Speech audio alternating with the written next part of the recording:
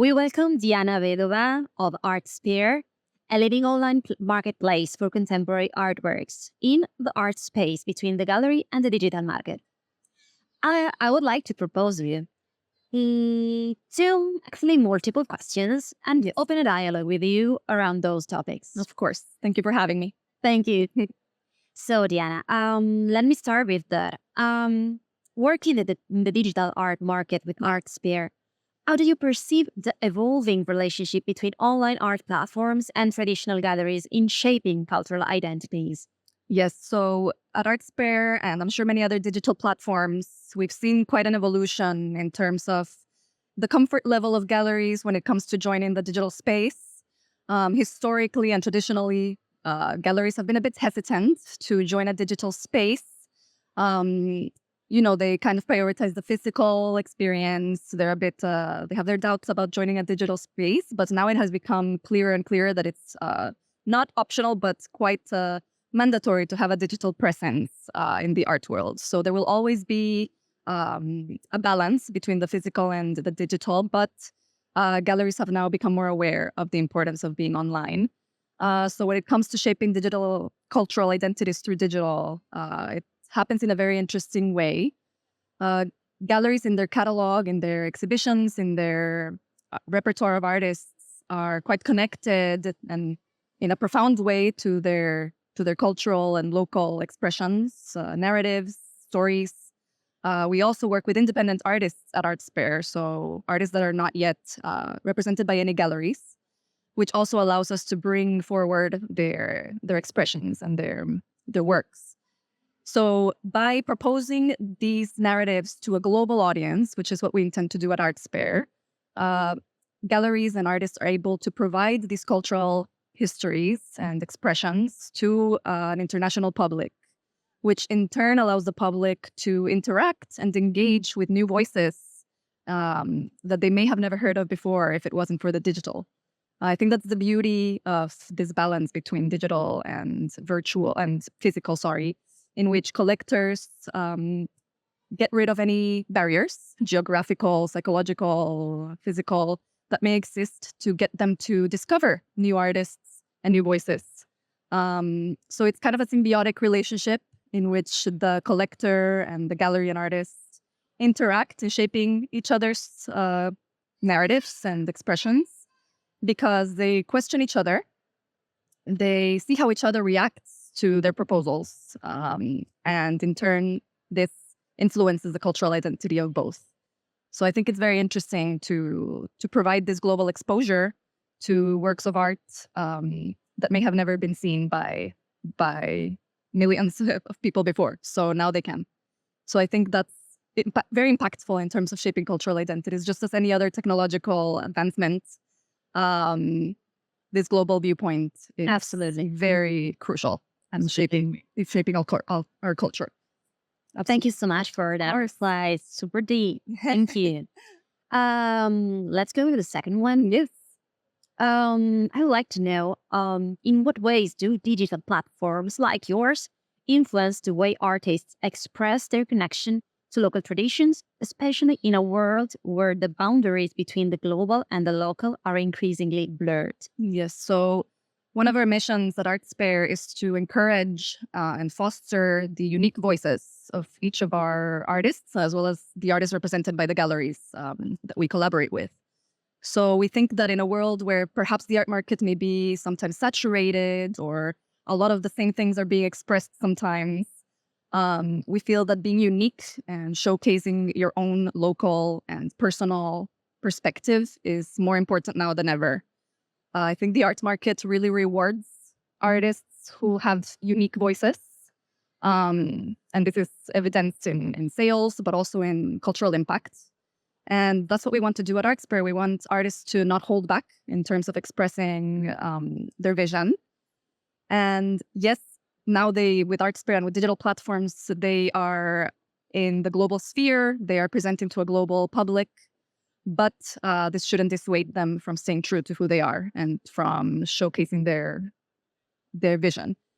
So we try to do this in different ways as well in the platform because we also understand that collectors want to see these behind the scenes, these motivations that artists have, which is sometimes lost in the digital space or of buying art online, right?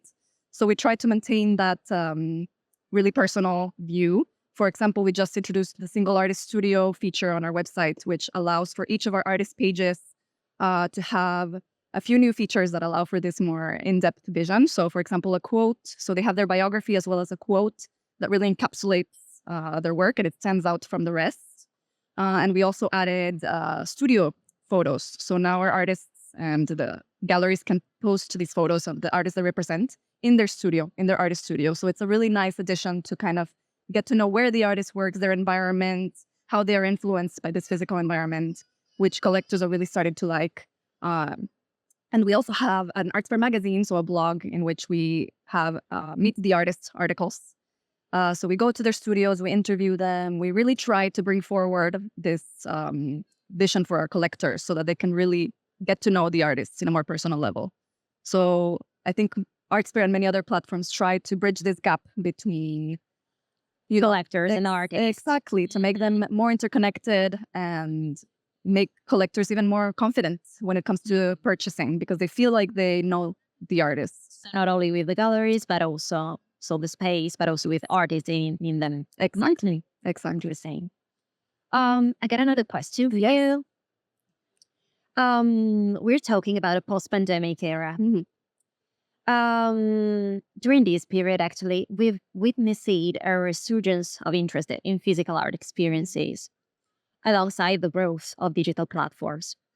How do you see the balance between digital and analog art, analogical art, experiences evolving in the future, particularly in terms of fostering meaningful connections between artists, collectors, and audiences? Yes, so indeed, post-pandemic, we do see a resurgence of people wanting to experience these physical events after being locked up for so long. Mm-hmm. And indeed, with the art world, there's always going to be an undeniable physical side. It's never going to go away, and it shouldn't. Art should be experienced in person as much as possible. There's always going to be that side to it. You have to see, how the work looks in a space, in certain lighting, the texture, the angles. There's so much physicality to it. But undoubtedly, the pandemic has also showed us how important digital is. In a time where everyone was confined to their own space, the digital platforms allowed collectors, artists, galleries, the entire art world to remain connected. And that was absolutely crucial and remains crucial to this day. I think in terms of looking towards the future, it's very important to talk about a balance between both the analog and the digital worlds. I don't think either is going to replace the other ever.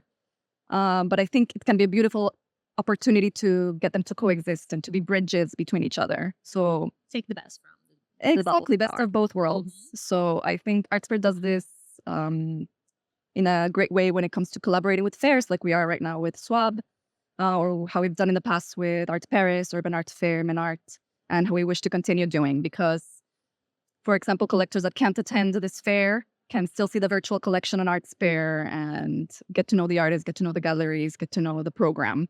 Or, for example, even people that were able to attend today, but maybe ran out of time, or maybe forgot to go visit a certain gallery, or were intrigued by certain artists, but felt shy to ask. There's always ways that we are, stopped from having the full physical experience in its complete way.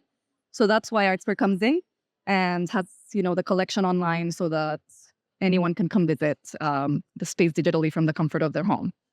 We also really understand well how and why people collect art, and we try to make it as confident of an experience as possible. So we do this through asking galleries and artists to upload as many images of the artwork as possible, to provide, details like the description, the artist biography, as I mentioned before, certificate of authenticity, anything that can really help the collector feel like, yes, maybe I'm not having the physical experience of this purchase, but I'm safe. But I'm safe. Something we also offer is a try the artwork at home for 14 days. Yes, so after the client receives the artwork, they have 14 days to change their mind. So this also gives that kind of glimpse into the physical experience in which, yes, I bought this online, but I can try it at my home. I can try it in my living room. I can try it in my office. see it really in person. And if I change my mind, I can return it without any problem. So this is a great way. Which kind of a relationship do you have with galleries? Yes, we have a great relationship with gallerists. Of course, sometimes this brings a bit of hesitation, but it's actually quite rare that a collector changes their mind when they buy online. If the gallery provided excellent images, excellent details, and the artwork arrives in good condition, it's extremely rare that a collector changes their mind because usually it's exactly the way it looked online. So that's the experience we try to bring, as close to real as possible. And of course, if the client does decide to change their mind, the gallery is not liable whatsoever. They will receive the artwork also in perfect condition. But Do you have a target maybe of collectors or? Mhm. we have actually a very wide range of collectors. So it's actually our mission to make art as accessible as possible, to democratize art. So it can be from the most beginner collector who is just getting started, dipping their toes in the world of collecting, to the most seasoned investor who is looking for investment pieces that will give a good return. So we really have a wide range, and we try to target each persona in different ways, through publicity, SEO, different newsletters, different communication campaigns, etc. But we really target all types of personas. So really everyone is welcome to come on Artsper, and whatever your budget is, whatever your taste is, whatever your style is, you will find the artwork for you. And we try to facilitate that as much as possible. Perfect. Thank you. I got a last question for you. Um, ah, we're talking about the role. So, what role do you envision Artsphere playing in this hybrid landscape where both digital accessibility and tangible intersections coexist? Yes. So as I was saying, I think digital platforms in the art world are a bridge. They are not trying to completely replace the physical experience, but they're trying to build a gap in between, geographical barriers, psychological barriers, anything that may prevent someone from having that physical experience. Digital platforms are there to help. And where do you find yourself in here? In which part of the bridge? Which one do you prefer? Me personally or Artsper? You personally, Personally. and after Artsphere. I love both worlds. So, for example, I love coming to fairs like this one. There is something extremely special about seeing the artwork in person, seeing the real proportions, because I've saw many of these artworks on the platform, and I sometimes didn't have such an idea of the proportions. Of course, the dimensions are on the product page, but seeing it in person is definitely a different experience. But I also love being able and having the freedom to go on a platform and inputting what I'm looking for and having it show up. Or, for example, I have a certain budget, putting the budget filter and seeing only artworks that fit that. But then it also gives me recommendations. Maybe you could try this for a bit more or a bit less. So this freedom that the digital allows. I also got to say, when I was first starting out engaging in the art world, it was a bit scary, and it can be scary for beginners. So even walking by a gallery, you see a painting that you really like, and you're like, oh, but I feel like maybe it might be too expensive, or maybe, walking in and asking is scary sometimes. So with Artsper, all of that is gone, and you are from the comfort of your home, and you can still send a message to the gallery, through Artsper. We will communicate that to them. You can still do your research without this fear and get started. And we also offer art advisory services, and you can follow the artists, follow the galleries, get updates. So we're there to kind of accompany you through the journey of collecting. And so I think this balance between the physical space and the digital, where you can really let go of your fears and collect in peace, is really important. And especially for younger generations who are maybe starting out. For sure, maybe they don't know a lot about that. Exactly. And we're there to kind of hold their hand through it and help out.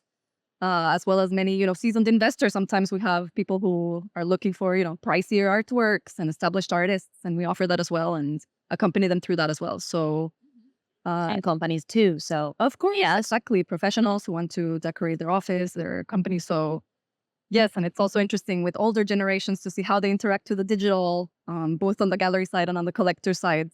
Actually, a beautiful thing to see them opening up to this possibility and to see that it's no longer kind of a taboo or a scary thing. Oh, how can I sell online? it's actually a very normalized thing that is becoming more and more common. So yes, I see this or the future as a balance and as a bridge between these two worlds, and I hope it continues strengthening. And that with upcoming technologies, it gets even more interesting. I think there's a fascinating future ahead for this. For sure. We don't have to wait too much, I think. Absolutely. Thank you so much, Diana, for Thank you so sharing your much. insights, and see you next time. Thank you. Thank you.